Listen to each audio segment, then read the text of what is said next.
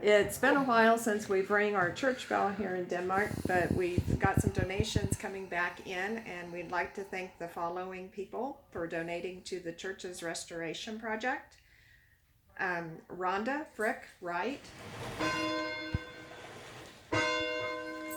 John and Karen Wells, John and Dina Sorensen, Stanley and Joyce Walker, Jody and Laura Ducalo,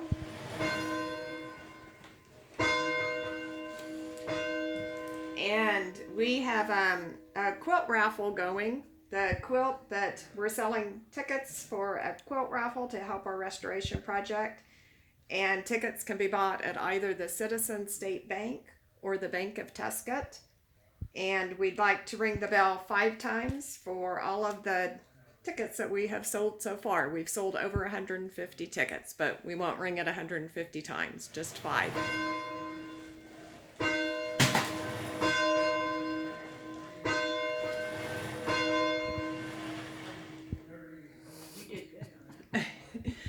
Services are held at 10:30 on Sunday mornings, and we would love to have you come join us. Thanks again for all your help.